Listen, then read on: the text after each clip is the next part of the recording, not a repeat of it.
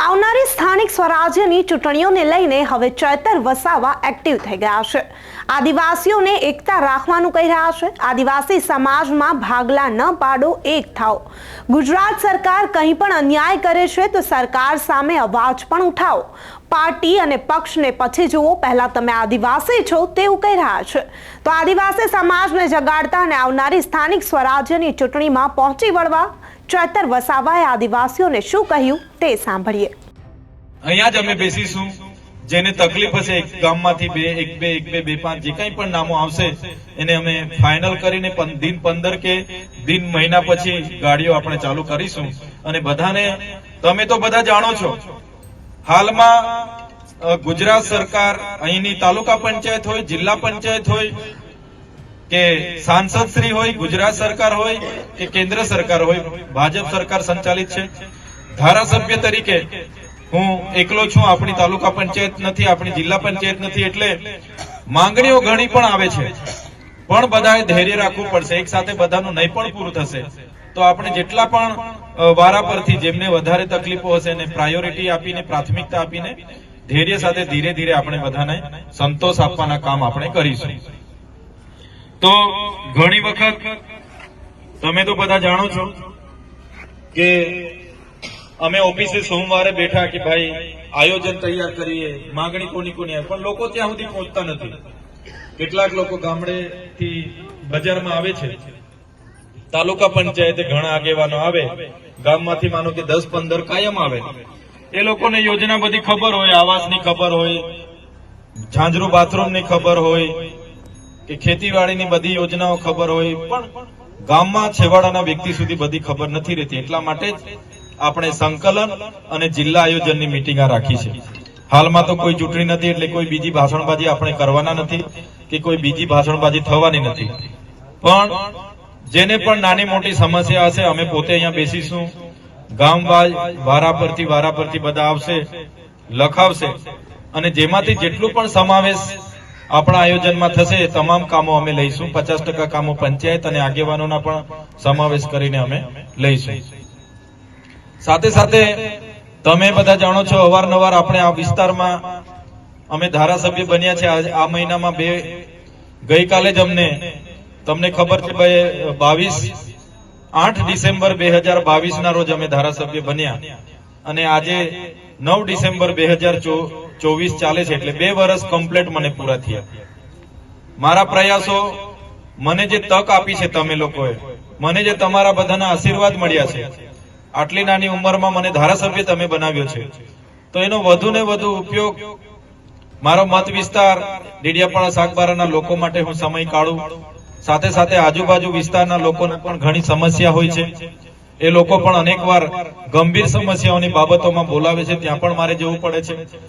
અમુક વાર ગાંધીનગર લેવલના સ્કોલરશીપના પ્રશ્નો હોય કે બીજા કોઈ પણ રોજગારીને લગતા પ્રશ્નો હોય, કરાર આધારિત કર્મચારીઓના આંદોલનો હોય, જૂની પેન્શન યોજનાના આંદોલનો હોય કે જાતિના પ્રમાણપત્ર બાબતના આંદોલનો હોય કે કોઈ અધિકારીઓ સામેના આંદોલનો હોય, તો એમાં પણ અમારે હાજરી આપવી પડે છે। એટલે ઘણીવાર અમને પણ એવું થાય છે કે લોકોની વચ્ચે જઈએ તો સામાજિક પ્રસંગો રોજ ને રોજ 3-4 હોય।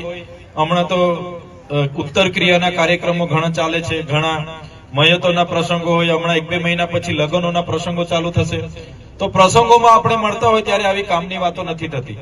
આજે બધા જ લોકો આપણે મળ્યા છે ત્યારે કામની વાત કરવા માટે મળ્યા છે, બીજી કોણ શું કરે છે, કોણ શું કરે છે એ વાતો નથી કરવાની। સાથે ચૂંટણી આવશે ત્યારે આપણે બધા પાર્ટીઓ કર્યા કરીશું, પણ આજે આપણે બધા એક થઈને આપણા ગામના, આપણી પંચાયતના, આપણા વિસ્તારના કામોને કઈ રીતના ન્યાય મળે એવા પ્રયાસો આપણે બધાએ કરવાના છે। એટલા માટે જ આજે આપણે ભેગા થયા છે। તમે જાણો છો કે આદિવાસી સમાજની તો આઝાદીના 78 વર્ષ થયા, અનેકો પ્રશ્નો પડતર છે। ઘણા રાજનેતાઓ ભૂતકાળમાં જે હતા એઓ પણ ઘણા લડ્યા, જે તે સમયે જેમણે પણ જેટલા પ્રયાસો કરવા બધા જ લડ્યા। આજે અમને ધારાસભ્ય તરીકેની જવાબદારી છે, અમે પણ અમારા પ્રયાસો કરતા હોઈએ છીએ, પણ આટલો મોટો આપણો સમાજ ગુજરાતમાં વસે છે, 15% જેટલો। આપણો વિસ્તાર પણ એકદમ 92-95% આદિવાસી વિસ્તાર છે, છતાં આપણી અંદરની વિવાદો હોય, વિખવાદો હોય, તેના લીધે આપણે કોઈ પણ નાની મોટી આદિવાસી સમાજની લડત હોય કે મુદ્દા હોય આપણે ભેગા નથી થઈ શકતા. આજે પણ મેં કોઈ મુદ્દે લડવા ઉતરું તો ઘણા લોકોને એમ થાય કે ના, આ તો આમ આદમી પાર્ટીના ધારાસભ્ય છે, તો આમ આદમી પાર્ટી વાળા લડે છે, લડવા દો. ક્યારેક કોઈ કોંગ્રેસ વાળા લડે ત્યારે બીજી પાર્ટી વાળા કહે કે ના, એ તો કોંગ્રેસ વાળા લડે છે, એમને લડવા દો.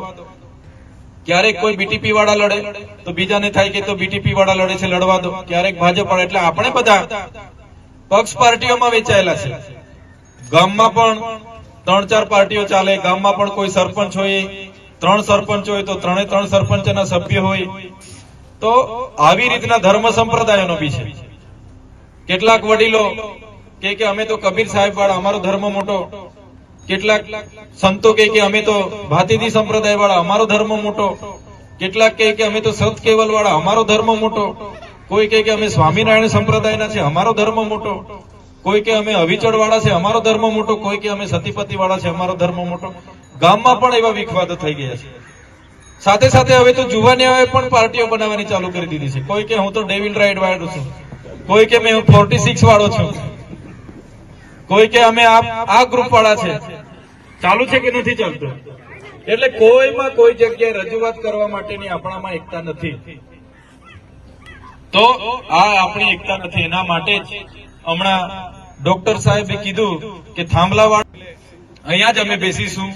જેને તકલીફ હશે એક ગામમાંથી એક બે 5 જે કંઈ પણ નામો આવશે એને અમે ફાઇનલ કરીને દિન 15 કે દિન મહિના પછી ગાડીઓ આપણે ચાલુ કરીશું. અને બધાને, તમે તો બધા જાણો છો, હાલમાં ગુજરાત સરકાર, અહીંની તાલુકા પંચાયત હોય, જિલ્લા પંચાયત હોય કે સાંસદ શ્રી હોય, ગુજરાત સરકાર હોય કે કેન્દ્ર સરકાર હોય, ભાજપ સરકાર સંચાલિત છે. ધારાસભ્ય તરીકે હું એકલો છું. આપણી તાલુકા પંચાયત નથી, આપણી જિલ્લા પંચાયત નથી. એટલે માંગણીઓ ઘણી પણ આવે છે, પણ બધાએ ધૈર્ય રાખવું પડશે. એક સાથે બધાનું નહીં પણ પૂરું થશે. તો આપણે જેટલા પણ વારા પરથી જેમને વધારે તકલીફો હશે એને પ્રાયોરિટી આપીને, પ્રાથમિકતા આપીને ધૈર્ય સાથે ધીરે ધીરે આપણે બધાને સંતોષ આપવાના કામ આપણે કરીશું. તો ઘણી વખત તમે તો બધા જાણો છો કે અમે ઓફિસે સોમવારે બેઠા કે ભાઈ આયોજન તૈયાર કરીએ, માંગણી કોની કોની આવે, પણ લોકો ત્યાં સુધી પહોંચતા નથી. કેટલાક લોકો ગામડેથી બજારમાં આવે છે, તાલુકા પંચાયતે ઘણા આગેવાનો આવે, ગામમાંથી માનો કે 10-15 કાયમ આવે. એ લોકોને યોજના બધી ખબર હોય, આવાસની ખબર હોય, ઝાંઝરું બાથરૂમની ખબર હોય કે ખેતીવાડીની બધી યોજનાઓ ખબર હોય, પણ ગામમાં છેવાડાના વ્યક્તિ સુધી બધી ખબર નથી રહેતી. એટલા માટે જ આપણે સંકલન અને જિલ્લા આયોજનની મીટિંગ રાખી છે. હાલમાં તો કોઈ ચૂંટણી નથી, એટલે કોઈ બીજી ભાષણબાજી આપણે કરવાના નથી કે કોઈ બીજી ભાષણબાજી થવાની નથી. પણ જેને પણ નાની મોટી સમસ્યા હશે, અમે પોતે અહીંયા બેસીશું. ગામ વારા પરથી બધા આવશે, લખાવશે, અને જેમાંથી જેટલું પણ સમાવેશ આપણા આયોજનમાં થશે એ તમામ કામો અમે લઈશું. 50% કામો પંચાયત અને આગેવાનોના પણ સમાવેશ કરીને અમે લઈશું. સાથે સાથે તમે બધા જાણો છો, અવારનવાર આપણે આ વિસ્તારમાં અમે ધારાસભ્ય બન્યા છે. આ મહિનામાં ગઈકાલે જ તમને ખબર છે, 8 ડિસેમ્બર 2022 ના રોજ અમે ધારાસભ્ય બન્યા અને આજે 9 ડિસેમ્બર 2024 ચાલે છે. એટલે 2 વર્ષ કમ્પ્લીટ મને પૂરા થયા. મારા પ્રયાસો, મને જે તક આપી છે તમે લોકોએ, મને જે તમારા બધાના આશીર્વાદ મળ્યા છે, આટલી નાની ઉંમરમાં મને ધારાસભ્ય તમે બનાવ્યો છે, તો એનો વધુ ને વધુ ઉપયોગ મારો મત વિસ્તાર ડેડિયાપાડા સાગબારાના લોકો માટે હું સમય કાઢું. સાથે સાથે આજુબાજુ વિસ્તારના લોકોને પણ ઘણી સમસ્યા હોય છે. એ લોકો પણ અનેકવાર ગંભીર સમસ્યાઓની બાબતોમાં બોલાવે છે, ત્યાં પણ મારે જવું પડે છે. અમુક વાર ગાંધીનગર લેવલના સ્કોલરશીપના પ્રશ્નો હોય કે બીજા કોઈ પણ રોજગારીને લગતા પ્રશ્નો હોય, કરાર આધારિત કર્મચારીઓના આંદોલનો હોય, જૂની પેન્શન યોજનાના આંદોલનો હોય કે જાતિના પ્રમાણપત્ર બાબતના આંદોલનો હોય કે કોઈ અધિકારીઓ સામેના આંદોલનો હોય, તો એમાં પણ અમારે હાજરી આપવી પડે છે. એટલે ઘણીવાર અમને પણ એવું થાય છે કે લોકોની વચ્ચે જઈએ તો સામાજિક પ્રસંગો રોજ ને રોજ 3-4 હોય. હમણાં તો ઉત્તર ક્રિયાના કાર્યક્રમો ઘણા ચાલે છે, ઘણા મયતોના પ્રસંગો હોય. હમણાં 1-2 મહિના પછી લગ્નોના પ્રસંગો ચાલુ થશે. તો પ્રસંગોમાં આપણે મળતા હોય ત્યારે આવી કામની વાતો નથી થતી.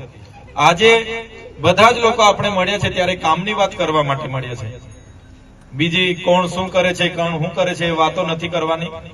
સાથે ચૂંટણી આવશે ત્યારે આપણે બધા પાર્ટીઓ કર્યા કરીશું. પણ આજે આપણે બધા એક થઈને આપણા ગામના, આપણી પંચાયતના, આપણા વિસ્તારના કામોને કઈ રીતના ન્યાય મળે એવા પ્રયાસો આપણે બધાએ કરવાના છે. એટલા માટે જ આજે આપણે ભેગા થયા છે. તમે જાણો છો કે આદિવાસી સમાજની તો આઝાદીના 78 વર્ષ થયા, અનેકો પ્રશ્નો પડતર છે. ઘણા રાજનેતાઓ ભૂતકાળમાં જે હતા એઓ પણ ઘણા લડ્યા. જે તે સમયે જેમણે પણ જેટલા પ્રયાસો કરવા બધા જ લડ્યા. આજે અમને ધારાસભ્ય તરીકેની જવાબદારી છે, અમે પણ અમારા પ્રયાસો કરતા હોઈએ છીએ. પણ આટલો મોટો આપણો સમાજ ગુજરાતમાં વસે છે, 15% જેટલો. આપણો વિસ્તાર પણ એકદમ 92-95% આદિવાસી વિસ્તાર છે. છતાં આપણી અંદરની વિવાદો હોય, વિખવાદો હોય, તેના લીધે આપણે કોઈ પણ નાની મોટી આદિવાસી સમાજની લડત હોય કે મુદ્દા હોય આપણે ભેગા નથી થઈ શકતા. આજે પણ મેં કોઈ મુદ્દે લડવા ઉતરું તો ઘણા લોકોને એમ થાય કે ના, આ તો આમ આદમી પાર્ટીના ધારાસભ્ય છે, તો આમ આદમી પાર્ટી વાળા લડે છે, લડવા દો. ક્યારેક કોઈ કોંગ્રેસ વાળા લડે ત્યારે બીજી પાર્ટી વાળા કહે કે ના, એ તો કોંગ્રેસ વાળા લડે છે, એમને લડવા દો. ક્યારેક કોઈ બીટીપી વાળા લડે તો બીજાને થાય કે તો બીટીપી વાળા લડે છે, લડવા દો. ક્યારેક ભાજપ વાળા. એટલે આપણે બધા પક્ષ પાર્ટીઓમાં વેચાયેલા છે. ગામમાં પણ 3-4 પાર્ટીઓ ચાલે. ગામમાં પણ કોઈ સરપંચ હોય, 3 સરપંચ હોય તો 3 સરપંચના સભ્ય હોય. તો આવી રીતના ધર્મ સંપ્રદાયોનો બી છે. કેટલાક વડીલો કે અમે તો કબીર સાહેબ વાળા, અમારો ધર્મ મોટો. કેટલાક સંતો કે અમે તો ભાતીજી સંપ્રદાય વાળા, અમારો ધર્મ મોટો. કેટલાક કે અમે તો સત કેવલ વાળા, અમારો ધર્મ મોટો. કોઈ કે અમે સ્વામિનારાયણ સંપ્રદાયના છે, અમારો ધર્મ મોટો. કોઈ કે અમે અવિચળ વાળા છે, અમારો ધર્મ મોટો. કોઈ કે અમે સતીપતિ વાળા છે, અમારો ધર્મ મોટો. ગામમાં પણ એવા વિખવાદો થઈ ગયા છે. સાથે સાથે હવે તો જુવાનિયાઓએ પણ પાર્ટીઓ બનાવવાની ચાલુ કરી દીધી છે. કોઈ કે હું તો ડેવિલ રાઇડ વાળો છું, કોઈ કે મેં 46 વાળો છું, કોઈ કે અમે આ ગ્રુપ વાળા છે. ચાલુ છે કે નથી ચાલતું? એટલે કોઈમાં કોઈ જગ્યાએ રજૂઆત કરવા માટેની આપણામાં એકતા નથી. તો આ આપણી એકતા નથી. એના માટે જ હમણાં ડોક્ટર સાહેબે કીધું કે થાંભલાવાળા. આમ પણ ચૈતર વસાવા હંમેશા અને અવારનવાર આદિવાસી લોકોને અપીલ કરતા હોય છે કે આદિવાસીઓ તમે એક થઈ જાઓ. ફરી એકવાર ચૂંટણીઓ આવી રહી છે. ચૈતર વસાવાએ આદિવાસી સમાજને એક થવાનું કીધું છે. ત્યારે ચૈતર વસાવાના આ નિવેદનને લઈને તમારું શું માનવું છે? અમને કમેન્ટ કરી ચોક્કસથી જણાવજો તથા અમારી ચેનલ નિર્ભય ન્યૂઝને લાઇક, શેર અને સબસ્ક્રાઇબ કરવાનું ભૂલશો નહીં. આભાર.